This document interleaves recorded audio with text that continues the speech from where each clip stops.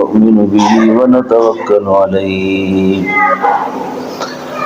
ونعوذ بالله من شرور أنفسنا ومن سيئات أعمالنا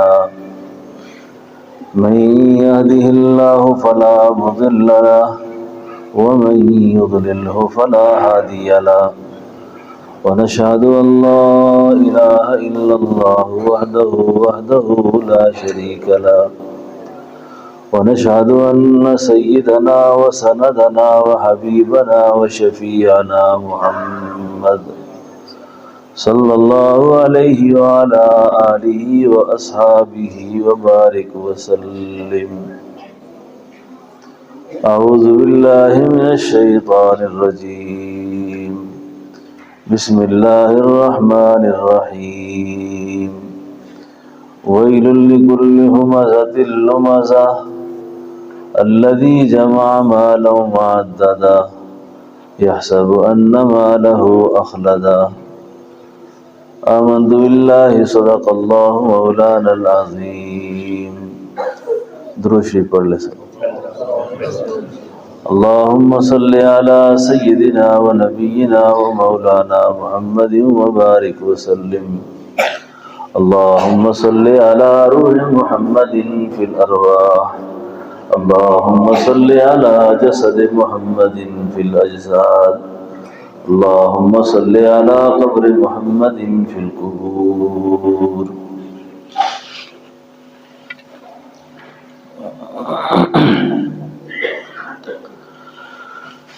سب سے پہلے ان بچوں کو اور ان کے والدین کو، اساتذہ کو قرآن کریم پڑھنے پر، یاد رکھنے پر اور دینی نصاب کی تکمیل پر دل کی گہرائیوں سے میں مبارکباد پیش کرتا ہوں. جن بچوں نے قرآن پاک پڑھا ہے، بچیوں نے قرآن پاک پڑھا ہے، ان کے سینے میں جو دولت منتقل ہوئی ہے اس کو قرآن کریم کہا جاتا ہے. اور قرآن کریم کیا ہے؟ قرآن کریم اللہ اور نبی کی آپس کی بات چیت ہے. اللہ کی اور نبی کی آپس کی گفتگو ہے، اور یہ گفتگو چلی ہے 23 سال. کتنی چلی ہے؟ 23 سال. اب اس گفتگو کے کرنے سے پہلے، اس گفتگو کے نزول سے پہلے اللہ تعالیٰ نے آدم علیہ السلام سے لے کر تا قائم قیامت جتنے انسان ہیں ان سارے انسانوں کے دلوں کی تختیوں کو اللہ نے دیکھا کہ مجھے کوئی تختی ایسی مل جائے جو تختی لوح محفوظ سے اعلیٰ ہو، لوح محفوظ سے اعلیٰ ہو، لوح محفوظ سے ارفع ہو، لوح محفوظ سے بڑھیا ہو. تو علماء مفسرین نے لکھا ہے بل ہوا قرآن مجید فی لوح محفوظ. فرمایا وہ ایک تختی تھی جس تختی کو آمنہ کے لال کا دل کہتے ہیں، نبی علیہ السلام کا قلب مبارک کہتے ہیں. اس قلب مبارک پر اللہ نے اپنے اس پورے قرآن کو نازل کر دیا. اب جو لوگ قرآن پاک حفظ کرتے ہیں، ناظرہ پڑھتے ہیں، یاد کرتے ہیں، ان کے بارے میں یہ ہے کہ یہ آمنہ کے لال کے قلب کا حصہ لیتے ہیں، اس دل مبارک کا حصہ لیتے ہیں. تو یہ بڑے خوش نصیب بچے ہیں کہ جن کو بارگاہ رسالت سے آج حصہ ملا ہے. بات سمجھ گئے میری؟ بہت مبارکباد کے قابل ہیں یہ بچے جنہوں نے آج اپنا حصہ وصول کیا ہے. بات سمجھ گئے میری؟ تو جن کے سینوں میں قرآن ہو، گویا ان کی پسلیوں میں اللہ کی وحی ہوتی ہے. کیا ہوتی ہے؟ اللہ کی وحی ہوتی ہے. اور جو پسلیاں اللہ اس وحی کے لیے مختص کرتا ہے وہ پسلی بہت عظیم ہوتی ہے. بہت پسلیاں حفاظ قرآن کا ادب، حافظ قرآن کا ادب اور احترام اس لیے لازم ہے کہ اس کے سینے میں اللہ کی وحی ہوتی ہے. آپ کو میں یہ بات سے کرنے کے بعد آپ سے ایک بات یہ عرض کرتا ہوں کہ علماء کرام کے ساتھ، حفاظ کے ساتھ، قراء کے ساتھ ہمیشہ ادب احترام کا معاملہ رکھا کریں. یہ لوگ بہت قیمتی ہوتے ہیں اور بہت کام آتے ہیں، بہت کام آتے ہیں. یعنی جب بھی یہ قرآن پڑھیں گے، پڑھائیں گے، آپ کا اچھا رویہ ان کو یاد آئے گا اور آپ کے لیے دعائیں کریں گے. قاری ظفر صاحب، میں کئی بار اللہ مجھے حرم لے گیا تو میں جب دعا کرتا ہوں حرم میں تو ایسے لوگوں کو یاد کرتا ہوں جو ہمارے کبھی مقتدی تھے، تعلق والے تھے، کسی مدرسے میں ہم پڑھتے تھے، ہمارے ساتھ کبھی شفقت کی، انہوں نے 10 15 20 روپے دے دیے. وہ چیز اتنی دل میں یاد رہی. اب ان کی اولادوں کو ہم جانتے ہیں کہ شاید وہ نماز بھی نہ پڑھتے ہیں، ان کے لیے کوئی دعا نہ کرتے ہوں، لیکن ہم ان کے لیے دعائیں کرتے ہیں. تو اپنی یاری دوستی سنگت حفاظ کاریوں کے ساتھ، علماء کے ساتھ رکھا کریں. یہ لوگ بڑے کام آتے ہیں. اور کبھی بھی علماء کرام کی بے ادبی نہ کیا کریں، حفاظ کی بے ادبی نہ کیا کریں. شاہ عبدالحق محدث دہلوی رحمۃ اللہ علیہ فرماتے ہیں حافظ قرآن جو ہوتا ہے اس کا جو گوشت ہوتا ہے یہ لحم مسموم ہوتا ہے، زہر آلود ہوتا ہے. عام مسلمان کی غیبت کرنا، عام مسلمان کا استہزاء اڑانا، عام مسلمان کا نام بگاڑنا اللہ نے اس سے منع فرمایا ہے. اور فرمایا حافظ قرآن دین والا، اس کے گوشت کے ساتھ وہ زہر لگی ہوئی ہے. عام مسلمان کی غیبت کرے گا تو تباہ و برباد ہو جائے گا، لیکن جس کے گوشت کے ساتھ زہر لگا ہوا ہو تو گویا حافظ قرآن کو اگر کسی نے توہین کر دی قرآن والے کی، اس کو بے عزت کر دیا، اس کے بارے میں بری بات کر دی، تو گویا اس نے زہر آلود گوشت کو منہ لگا دیا. تو زہر آلود گوشت کو منہ لگا کر بندہ بچ نہیں سکتا.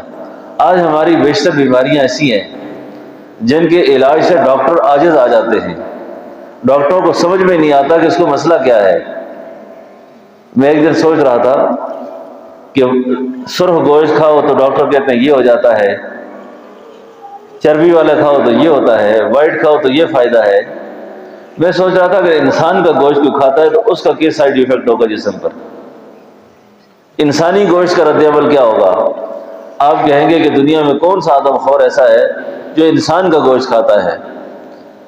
اب ہم یہ غیبت، طعنہ، عیب جوئی، اس کو ہم گناہ نہیں سمجھتے. نمازیں بھی پڑھتے ہیں، روزے بھی رکھتے ہیں، حج بھی کرتے ہیں، چلے بھی لگاتے ہیں، مسجدوں میں آ کے صف اول کے نمازی بھی ہوتے ہیں، لیکن ہماری زبان بغیبت، بہتان، الزام، یہ مردوں عورتوں کے وظیفوں میں شامل ہے. اس کو مسئلہ کوئی نہیں سمجھا جاتا. اور خاص طور پر آج کے اس دور میں اہل علم کا مذاق اڑانا اور اہل علم کی غیبت کرنا، توہین کرنا، یہ تو وتیرہ بن چکا ہے سوشل میڈیا کا، کہ جہاں تھوڑی سی کوئی غلطی دیکھو اس کو خوب اچھالو. تو یاد رکھیں یہ مدرسوں میں پڑھنے والے بچے جو ابھی پڑھے یا جو بچیاں پڑھی، یہ پڑھ کر صحابی نہیں بنتے، یہ عام انسان ہوتے ہیں. یہ گناہ بھی کرتے ہیں، غلطیاں بھی کرتے ہیں، پھر اللہ ان کی غلطیوں کو معاف بھی کرتا ہے، توبہ کی توفیق بھی اللہ دیتا ہے. تو اس لیے اپنی زبانوں کو بہت محتاط رکھا کریں. عورتوں کے اندر بھی خاص طور پہ ایک بیماری ہے جس بیماری کا نام ہے عیب جوئی. عیب جوئی، عیب جوئی ایسی خطرناک بیماری ہے. قرآن کریم کا جو اسلوب بیان ہے، قرآن کریم میں اللہ جل شانہ جب کسی سخت مضمون کا ذکر فرماتے ہیں تو دو الفاظ سے کرتے ہیں، یا تو فرماتے ہیں ویلن یا فرماتے ہیں ویحن. یہ ویلن اور ویحن سختی کے معنی میں استعمال ہوتا ہے. معلوم ہی ہوتا ہے کہ اللہ اس کے بعد کوئی سخت بات کرنے لگے ہیں. تو قرآن کریم کی جو آیت اللہ نے اس وقت میرے دل میں ڈالی، جس کا مضمون میں آپ سے بیان کرنے لگا ہوں، اس میں اللہ فرماتے ہیں وَيْلٌ لِّكُلِّ هُمَزَةٍ لُّمَزَةٍ ویل لکل ہمزۃ لمزہ الذی جمع مالا وعددہ یحسب ان مالہ اخلدہ کلا لینبذن فی الحطمہ وما ادراک ما الحطمہ نار اللہ الموقدہ التي تطلع على الافئدہ انہا علیہم مؤصدہ فی عمد ممددہ۔ اللہ فرماتے ہیں ہلاکت ہے، بربادی ہے ان لوگوں کے لیے جو عیب جوئی کرتے ہیں، جو کیا کرتے ہیں؟ عیب جو ہوتے ہیں، پس پشت بات کرنا، ایسی بات کرنا، خلاف واقع بات کرنا، ایسی بات کرنا جو اس شخص کے اندر پائی نہیں جاتی، اس شخص کے اندر ہے نہیں، اس کو عیب جوئی کہتے ہیں۔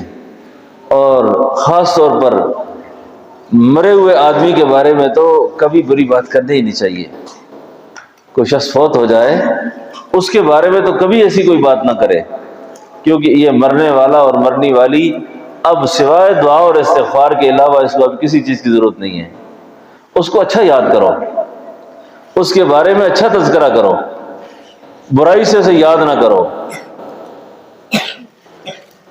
جو ایسا کرے گا اس کے بارے میں فرمایا ہلاکت ہے اس کے لیے، بربادی ہے اس کے لیے۔ ہماری اسلامی فقہ کے بہت بڑے ایک امام ہیں جن کا نام ہے حضرت امام مالک رحمۃ اللہ علیہ۔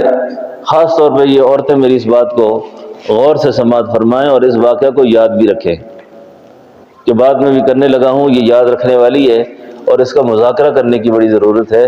آج کے ہماری اس معاشرے کی بڑی بیماریوں میں سے ایک بڑی بیماری ہے جس کے ہم بھیانک قسم کے نتائج بھگتتے ہیں اسپتالوں کے اندر، اور طرح طرح کے عوارض بیماریوں اور پریشانیوں کے شکار ہوتے ہیں، لیکن ہمیں پتہ نہیں ہوتا کہ یہ بیماری مجھے لگی کیوں ہے۔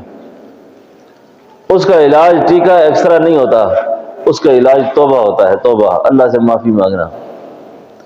امام مالک رحمۃ اللہ علیہ کے زمانے میں حضرت امام فرماتے ہیں کہ ایک شخص میرے پاس آیا، اس نے کہا کہ ہمارے گھر ایک میت ہوا ہے، ایک خاتون ہماری فوت ہوئی ہے، تو جیسے کوئی فوت ہوتا ہے تو محلے کی عورتیں جمع ہوتی ہیں، اعلان ہوتا ہے کہ فلاں کا انتقال ہو گیا ہے اور فلاں وقت جنازہ ہے۔ اب اس خاتون کے لیے بھی ایسے ہی ہوا، اور جو عورتیں غسل پر مامور تھیں، غسل پر، ان میں سے ایک عورت غسل دیتے وقت جب اس کا ہاتھ اس مردہ عورت کی ران پر آتا ہے تو وہ یوں کہتی ہے کہ یہ میری بہن بہت بدنصیب تھی۔ باقیوں نے پوچھا کیا وجہ تھی اس کی؟ اس نے کہا وجہ یہ ہے کہ جوانی کے زمانے میں اس کے فلاں فلاں مردوں کے ساتھ تعلقات تھے۔ جس وقت اس خاتون نے یہ بات کی کہ جوانی میں اس کے فلاں فلاں مردوں کے ساتھ تعلقات تھے،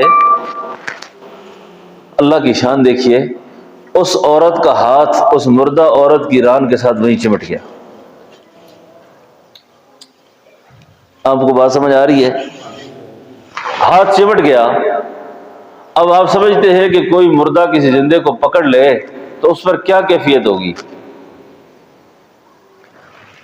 جب ہاتھ چمٹ گیا بہت چیخ و پکار ہوئی، اوہ اس مردہ عورت نے زندہ عورت کے ہاتھ کو پکڑا ہوا ہے، عورت چلا رہی ہے۔ کسی مولوی صاحب سے مسئلہ پوچھا، انہوں نے کہا ایسا کرو کہ اس کا ہاتھ کاٹ دو یا اس عورت کی جلد تراش دو، اس کی جان چھوٹ جائے گی۔ لیکن میت کے ورثاء نے کہا کہ جو فتویٰ حضرت امام مالک رحمۃ اللہ علیہ ارشاد فرمائیں گے ہم اس کی تعمیل کریں گے۔ تو حضرت امام مالک سے جب بات ہوئی تو آپ نے فرمایا میں موقع دیکھے بغیر کوئی بات نہیں کرتا، آپ مجھے موقع پہ لے چلو۔ جب حضرت موقع پہ آئے تو آپ نے اس خاتون سے پوچھا کہ جس وقت تیرا ہاتھ چمٹا ہے تو کیا بات کر رہی تھی؟ اس نے کہا حضرت میں نے یہ بات کی تھی کہ یہ میری بہن بہت بدنصیب ہے، جوانی کے زمانے میں اس کے فلاں فلاں کے ساتھ تعلقات تھے۔ تو حضرت نے پوچھا تیرے پاس کوئی گواہ ہے اس کا؟ اس کا نہیں۔ تو نے خود دیکھا ہے؟ کہ نہیں۔ کہا جب تیرے پاس اس کا گواہ بھی کوئی نہیں اور تو نے خود دیکھا بھی نہیں تو قرآن تو بہتان لگانے والوں کی جو سزا بیان کرتا ہے، فرماتا ہے فجلدوہم 80 جلدہ، ایسے آدمی کو 80 کوڑے لگائے جائیں، 80 کوڑے مارے جائیں۔ تو حضرت امام نے جس وقت یہ فتویٰ ارشاد فرمایا، اس خاتون کو 80 کوڑے لگے، 80 کوڑے لگنے کے بعد اس کا ہاتھ چھوٹ گیا۔ بات سمجھ گیا میری؟ اب آپ مجھے یہ بتاؤ، یہ تو پھر بھی وہ خوش نصیب تھی کہ اس کا معاملہ دنیا میں حل ہو گیا، پھر بھی وہ خوش نصیب تھی کہ دنیا میں مسئلہ سیدھا ہو گیا۔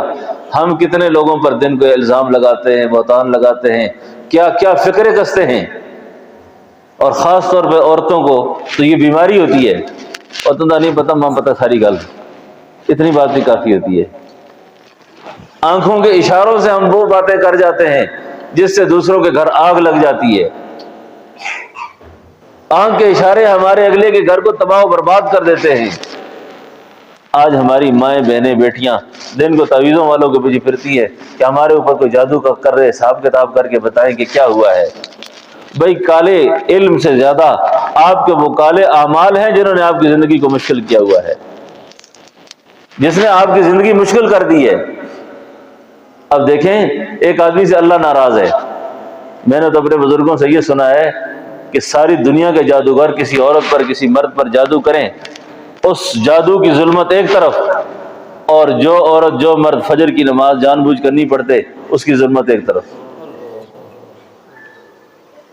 اور جس نے فجر کی نماز کو ضائع کر دیا، اللہ کے حبیب نے فرمایا اس کے کانوں میں شیطان پیشاب کر دیتا ہے۔ اب جس کے کان کو شیطان نے پیشاب کیا ہو، وہ سکون سے رہ سکتا ہے؟ وہ خوشی سے رہ سکتا ہے؟ وہ تو آپ کہاں بستے ہیں؟ کیا کرتے ہیں آپ؟ یہ عورتیں کدھر جا رہی ہیں؟ کدھر کا خیال ہے ان کا؟ کس ترقی کی دوڑ میں دوڑ رہی ہیں؟ جنہوں نے آمنہ کے لال کے دامن کو پکڑا ہے، ان کے لیے سوائے اس کے اور کوئی راستہ نہیں کہ وہ اسی در کی نوکری کریں۔ رفتوں کی جستجو میں ٹھوکریں تو کھا چکے، ذکی کیفی کہتے ہیں رفتوں کی جستجو میں ٹھوکریں تو کھا چکے، اب آستانہ یار پر سر جھکا کے دیکھیے، تنگ آ جائے گی اپنی چلن سے خود یہ دنیا، تو اس سے سیکھے گا زمانہ تیرے انداز کبھی۔ آخر تھک کر تم نے واپس آنا ہے اسی دین کی طرف، آ جاؤ ابھی سے، آ جاؤ ابھی سے، آ جاؤ ابھی سے۔ رسول اللہ کا دین چھوڑ کر، آپ کی سنت کو چھوڑ کر، آپ کی لائی ہوئی ہدایت والی کتاب کو چھوڑ کر کوئی آدمی خوشیوں کے خواب نہ دیکھے۔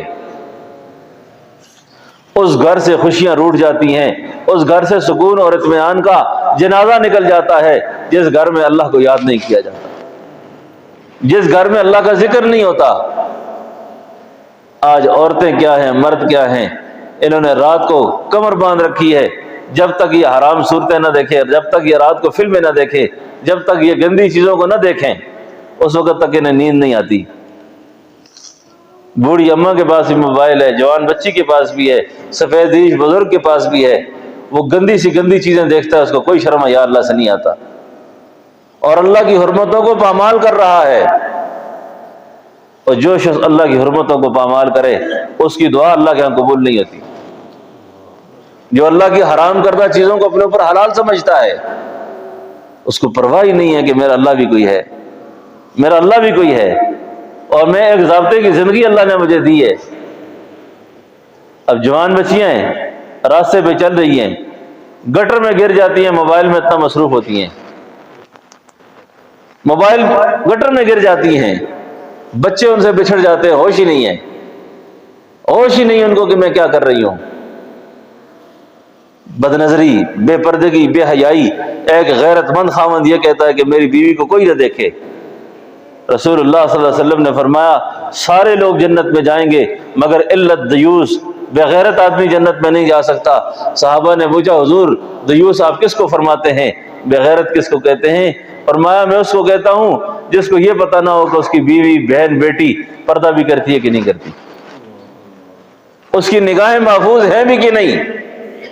اب یہ موبائل کے اندر جو تم دیکھتی ہو یہ تمہارے مامے چاچے ہیں سارے، یہ کون ہوتے ہیں؟ اس کو کہتے ہیں الا الدیوس۔ بڑی حکمت اور دانائی کے ساتھ ایک غیرت مند شوہر کو یہ چاہیے کہ وہ اپنی بیوی کو جہنم میں نہ بھیجے۔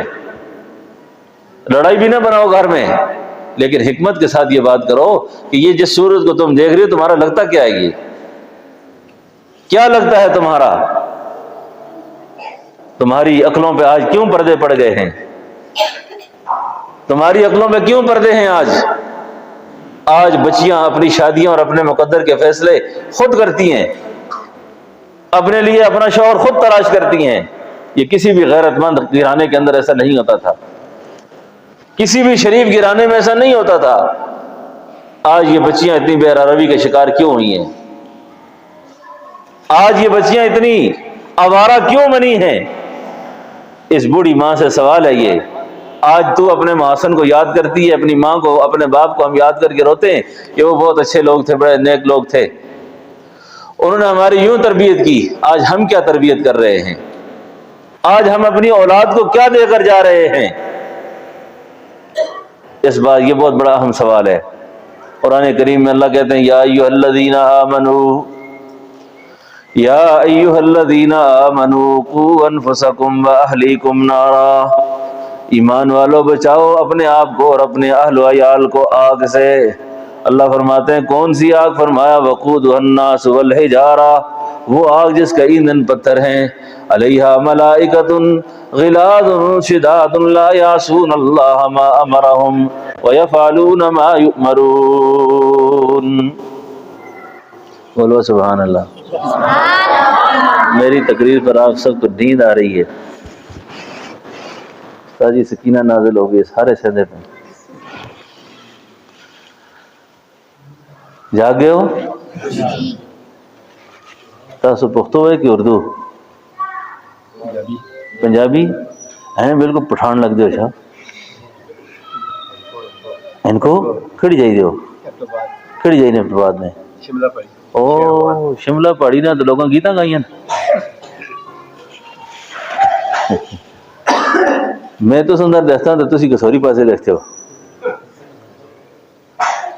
پختون ہے اس میں کوئی؟ پختو والا سکناس ہے؟ وہ جو زو گورم خان تھا، خان گوری آسمان تھا۔ ہاں ہم خان کو دیکھتا ہے اور خان آسمان کو دیکھتا ہے۔ اچھا یا ایھا الذین آمنوا قوا انفسکم واہلیکم نارا، ایمان والو بچاؤ اپنے آپ کو اور اپنے اہل و عیال کو۔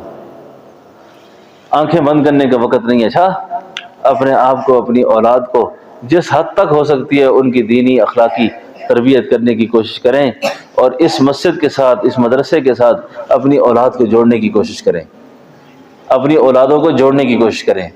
انشاءاللہ اگر آپ کی اولادیں، آپ لوگ مسجد سے جڑے رہے، تبلیغ کے ساتھ جڑے رہے، دین کے کام کے ساتھ جڑے رہے، انشاءاللہ آپ کا ایمان محفوظ رہے گا۔ مدرسے سے ایمان بچے گا، تبلیغ سے ایمان بچے گا، اس کے ساتھ جوڑ پیدا کرنے سے، اللہ والوں کے نیک تعلق سے انشاءاللہ ایمان اعمال آپ سب کے محفوظ رہیں گے۔ کوشش کریں گے نا انشاءاللہ۔ بس یہ وقت اتنا ہی ہوتا ہے، اس میں تفصیل کا وقت نہیں ہے، نماز مغرب کا وقت قریب ہے۔ تو ان بچیوں سے میری گزارش ہے جو انہوں نے پڑھا ہے آج، 2 وظیفے میں آپ کو بتا کے جا رہا ہوں، 2 وظیفے۔ ایک تو جو قرآن کریم پڑھا ہے اس کے ساتھ تعلق مضبوط رکھنا ہے، آدھا پارہ، ایک پاؤ اس کی تلاوت کا اہتمام لازمی کرنا ہے، ٹھیک ہے نا انشاءاللہ۔ دوسرا 2 وظیفے آپ سب کے لیے ہیں، عورتوں کے لیے بھی مردوں کے لیے بھی۔ ایک وظیفہ ہے درود شریف کا، اور ایک وظیفہ ہے ذکر اسم ذات کا، یعنی چلتے پھرتے اٹھتے بیٹھتے اللہ اللہ اللہ اللہ اللہ اللہ اللہ اللہ 500 1000 100 جتنا ہو سکے یہ اللہ کا وظیفہ، اللہ کے نام کا یہ پڑھا کریں۔ اور دوسرا وظیفہ ہے درود شریف کا۔ درود شریف میں آسان سا درود ہے، اس کو یاد کر لیں، وصلی اللہ علی النبی الامی، وصلی اللہ علی النبی وصلی اللہ علی النبی الامی۔ یہ بغیر تسبیح کے 25 منٹ پڑھیں گے تو 1000 ہو جائے گا۔ تو کوشش کیا کریں کہ 1000 بار درود شریف روزانہ پڑھ لیا کریں۔ نبی علیہ السلام نے ارشاد فرمایا کہ جو مجھ پر 1000 بار درود شریف پڑھے گا، مرنے سے پہلے پہلے اللہ اس کو اس کا جنت والا گھر دنیا میں دکھائیں گے، ٹھیک ہے نا۔ تو یہ درود شریف کا اہتمام اور ذکر اسم ذات کا، اللہ اللہ کا اہتمام، یہ آپ ضرور کریں، ٹھیک ہے نا انشاءاللہ۔ تو اللہ سے دعا ہے کہ اللہ پاک ہماری حاضری قبول فرمائے۔ ربنا آتنا فی الدنیا حسنہ وفی الآخرۃ حسنہ وقنا عذاب النار۔ اے اللہ ہم سب کے گناہوں کو معاف فرما، ہماری خطاؤں سے درگزر فرما، ہماری بیماری پریشانیاں دور فرما، ہماری مشکلات کو آسان فرما، قرض مرض دور فرما، علت ذلت سے محفوظ فرما۔ یا اللہ اس مدرسے کو، اس مسجد کو قبولیت اور محبوبیت نصیب فرما۔ جتنی زندگی اللہ ہم سب کی باقی ہے، ہم سب کو دین پہ زندہ رکھ، مرتے وقت ایمان نصیب فرما۔ یا اللہ اس مسجد کو آباد کرنے والوں کو آباد فرما، یا اللہ اس مدرسے کو آباد کرنے والوں کو آباد فرما۔ یا اللہ ان کو دین دنیا کی بھلائیاں نصیب فرما۔ جن بچیوں نے یا اللہ یہاں پڑھا ہے، یا اللہ ان بچیوں کے مقدر اچھے فرما، ان کے نصیب روشن فرما۔ یا اللہ اپنے خاص فضل و کرم سے میری حاضری کو قبول فرما، ان دوستوں کی حاضری کو قبول فرما۔ جب تک ہماری زندگی باقی ہے یا اللہ ہمیں دین کے ساتھ، اپنی رضا کے ساتھ پابند فرما، اور جب مرنے کا وقت آئے تو اللہ ایمان نصیب فرما۔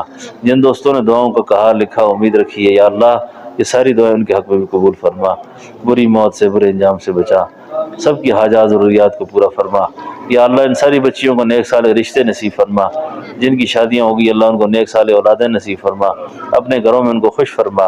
یا اللہ ہماری دعاؤں کو قبول فرما، ساری امت مسلمہ کی اللہ حفاظت فرما، فلسطین کے مسلمانوں کی مدد فرما، غزہ کے مجاہدین کی امداد فرما، جو مجاہدین ظالموں کی جیل قید میں ہیں ڈاکٹر عافیہ سمیت اللہ سب کو رہائیاں نصیب فرما۔